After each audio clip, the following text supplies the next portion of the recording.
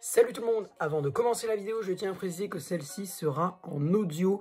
En effet, moi je suis aveugle, donc c'est compliqué de me filmer. Là j'ai réussi, mais je vais pas rester dans cette position 20 ans.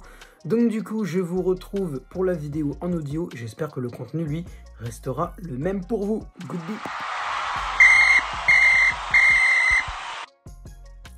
Salut tout le monde, c'est le football à l'aveugle. On se retrouve aujourd'hui pour le débrief du match PSG Lyon. Allez, ça commence déjà.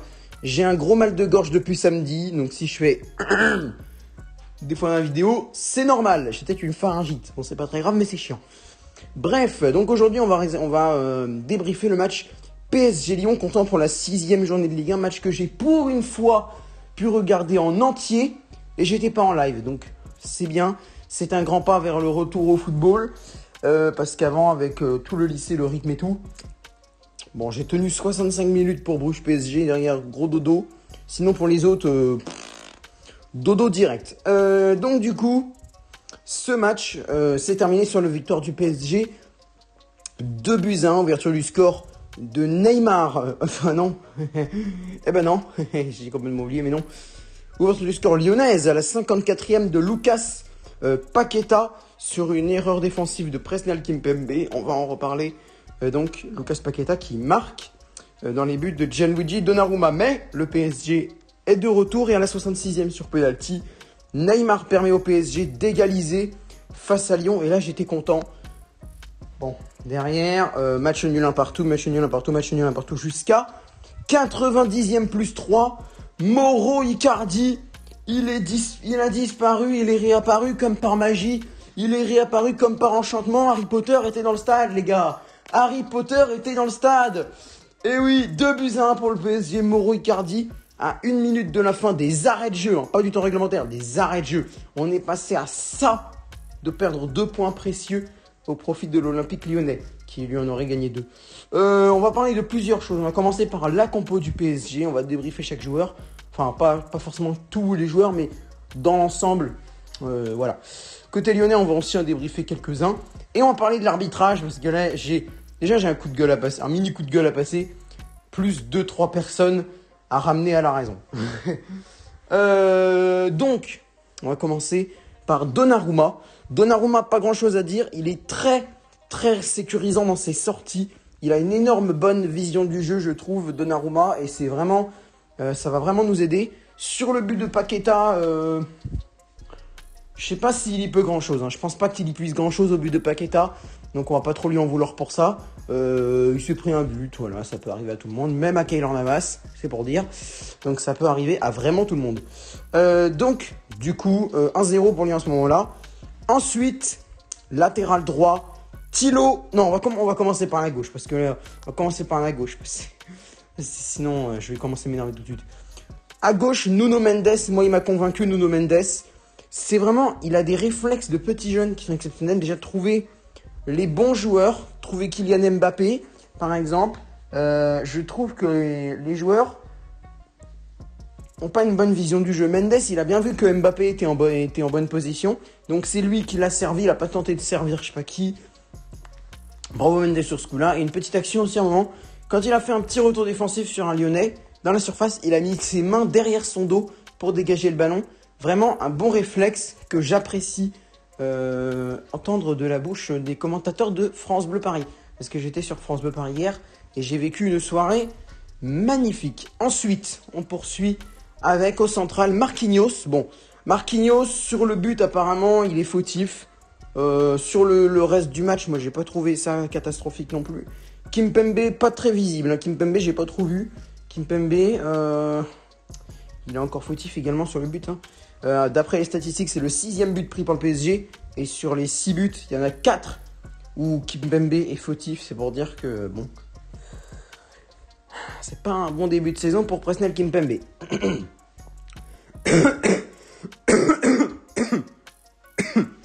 Génial, tousser en pleine vidéo, c'est super. Non mais il fallait que je tousse parce que là, on va donner de la voix.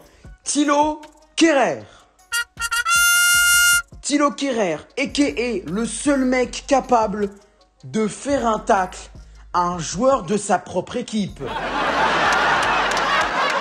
Thilo Kehrer, a.k.a. le mec qui est capable de foutre un tacle à un joueur de son propre. Oh là là là là là là. Il nous a stoppé une occasion de but. Neymar, il arrive, le mec, il lui faut un tacle.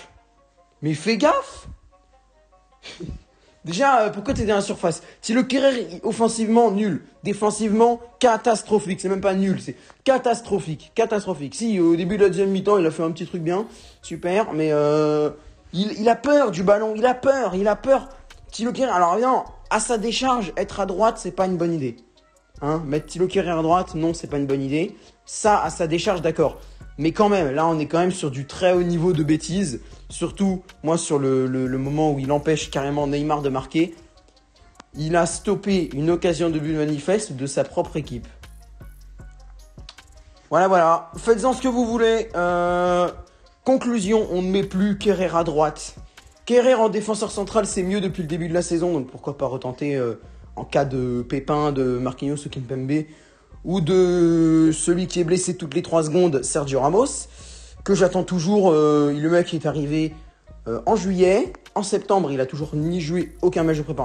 En fait, il a joué aucune minute, ce mec. Il a joué aucune minute. Bref. On poursuit au milieu de terrain. Herrera, Gay.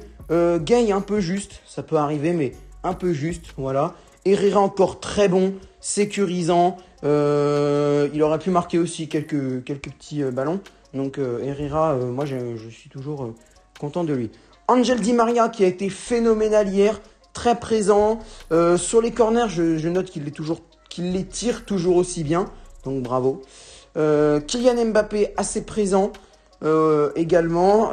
Il a été sensationnel sur le but. Magnifique passe pour Mauro Icardi. Neymar ensuite. Neymar, c'est pour moi l'homme du match. Neymar, il a changé de comportement totalement. Vraiment magnifique. Encore très présent lui aussi, comme très actif. Il a tenté beaucoup de choses. Il a marqué le penalty contre-pied parfait sur Anthony Lopez. Non, vraiment Neymar, rien à dire sur ce match. Et Lionel Messi, pas trop illustré en tant offensivement, gestes techniques et tout. Par contre, son coup franc.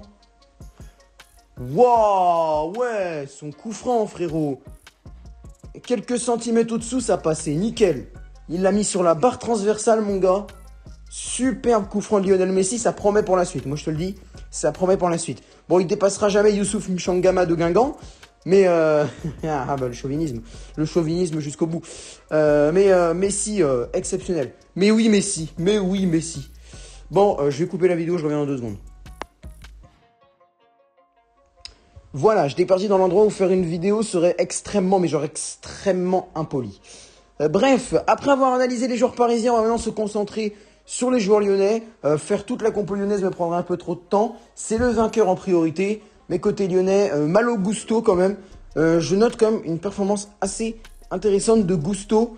Ce petit jeune, il a provoqué le penalty, il a craqué un peu sur Neymar. Voilà. Il s'est fait quand même bien enrhumer par Neymar et Mbappé. Pareil pour Sinali Diomande qui est entré en cours de jeu. Mais je trouve qu'il a quand même tenu bon. Il a quand même essayé. Bravo, Malo Gusto. Prometteur pour la suite. Ensuite, Karl Toko Ekambi, pas mal offensivement. Il a tenté des trucs. C'est lui généralement la rampe de lancement qui lançait les attaques lyonnaises. Au bout, c'était pas lui. Mais moi j'ai trouvé que c'était lui généralement qui lançait les attaques lyonnaises vers les buts du PSG. En soi, c'est à peu près tout. Ah oui, si, Jérôme Boateng. Et ça va m'amener sur l'arbitrage d'ailleurs. Jérôme Boateng. Et le mec, j'ai vraiment... Son match de hier, il m'a rendu dingue.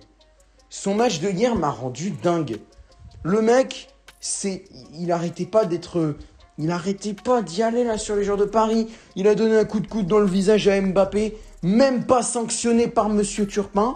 Hein, Monsieur Turpin, là c'est bon, clairement lyonnais, on le sait. D'habitude, j'ai pas... Les abonnés le savent, j'ai pas l'habitude d'exagérer sur les arbitres. Donc là, vous savez, si j'exagère comme ça, c'est pas sans raison. Il y a eu le nombre de fautes contre Paris, t'en siffles presque aucune. Hein, il te faut attendre. C'est après le penalty qu'il s'est dit, bon, faudrait peut-être que je siffle un peu de faute pour le PSG éventuellement. À un moment, il faut quoi? Neymar, il se prend un gros tacle. Mbappé, coup de coude dans le visage de la part de Boateng. qui n'a pas arrêté, hein, agressif toute la rencontre. Lui, j'étais content qu'il sorte, lui.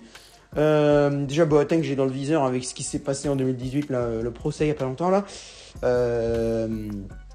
Et puis, son match face à Glasgow, pas mal, mais un peu juste. Et hier, son match face à Paris, j'étais j'ai pas du tout apprécié son match face à Paris. Donc, monsieur Turpin, va falloir se calmer avec Paris, parce que le nombre de fautes hier que vous auriez dû siffler, il y aurait dû avoir carton jaune depuis longtemps. Hein.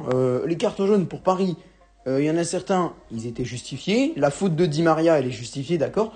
Mais je crois, à un moment, il y a eu un carton jaune pour Herrera ou Marquinhos, ou je sais plus qui c'était, qui s'est pris un carton jaune. Il y a un Lyonnais qui a fait pire quelques temps avant. Il n'a rien pris. Hein. Il n'a rien pris. À un moment, c'est bon. Ouais. Et les Lyonnais derrière qui viennent dire...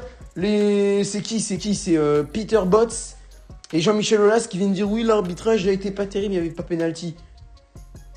Frérot, à un moment, je veux dire, l'arbitrage a été en votre faveur pendant environ 60 à 70 minutes du match. Je veux dire, c'est bon, tranquille. Monsieur Bosz et monsieur Aulas, avec tout le respect en plus que j'ai pour Peter Bosz, que je trouve il fait une bonne saison avec Lyon là. Non, désolé, sur ce coup-là, t'as pas déconné. Sur ce coup-là, t'as déconné. Mais Peter Bosz, j'aime bien parce que le mec, après Angers-Lyon, il n'a pas hésité à dézinguer ses joueurs, qui avaient fait une performance honteuse. Et c'est bien l'un des seuls entraîneurs qui va pas se cacher derrière des hauts, on aurait pu faire mieux. Il a clairement dit que ses joueurs ont fait de la merde. Et ça, c'est bien. Ça, j'aime bien. Ça, j'aime bien quand l'entraîneur ne cache pas derrière des prétextes. Oui, mais on a bien joué, ça va. Lui, il y avait trop de fautes de la part de l'adversaire. Non, lui, il a dit clairement, on a fait de la merde, va falloir régler ça et ça. Ça, c'était bien, Peter Bosz. Vraiment, là, bravo. Mais hier, non, désolé, l'arbitrage, frérot. À ce moment-là, il y a carton jaune, voire rouge sur Boateng. Jaune pour le coup de coude dans le visage à Mbappé. Et il y a un moment, il arrive le pied en avant sur un Parisien. Il ne se prend rien. Il aurait dû avoir carton rouge limite. Carton rouge pour ça. Ah ouais, non, Boateng, je l'ai dit, j'ai dans le viseur. Son match de hier, je l'ai dans le viseur. Bon, bref, sur ce... Ah oui, dernière chose, j'avais oublié. Mauricio Pochettino. Explique-moi, alors encore les changements en fin de match, on y est habitué. Maintenant, je commente même plus, hein, ça sert à rien. Peux-tu m'expliquer pourquoi tu me fais sortir Di Maria et Messi, qui sont très bons, surtout Di Maria, et que tu ne me fais pas sortir Kerrer et Gueye, qui sont en très mauvaise posture, surtout Thilo Kerrer. Comment expliques-tu que tu sors les bons pour laisser les mauvais? Alors Idrissa Gueye, il a fait un mauvais match, d'accord, mais ça peut arriver. Mais Kerrer, on est habitué. Maintenant, Kerrer à droite, pourquoi tu me fais sortir Messi pour me remplacer par Achraf Hakimi? Hakimi, rentre-le à la place de Kerrer directement. Ça se voit que Kerrer, il a du mal et tu me fais sortir Di Maria qui est bon. Tu me fais pas sortir Kerrer qui est très mauvais et qui met en danger le PSG. Ça, je ne comprends pas. Je suis désolé, je ne comprends pas. Bref, sur ce, c'est le football à l'aveugle. Merci d'avoir regardé ce débrief. Si vous aussi, vous avez un avis sur le match à donner, n'hésitez pas dans les commentaires à me le donner. Je vous lirai et vous répondrai avec grand plaisir. Sur ce, si vous avez aimé la vidéo, un like aussi peut être distribué. Merci les gars, ceux qui le font. N'hésitez pas à partager la vidéo aussi pour me faire connaître à vos amis, à votre famille, tout ça. Et n'hésitez pas à vous abonner, bien entendu, si le contenu de ma chaîne vous plaît. On est 266.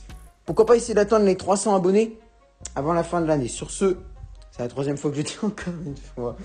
Ah là là, je vous jure. Bon bah ciao.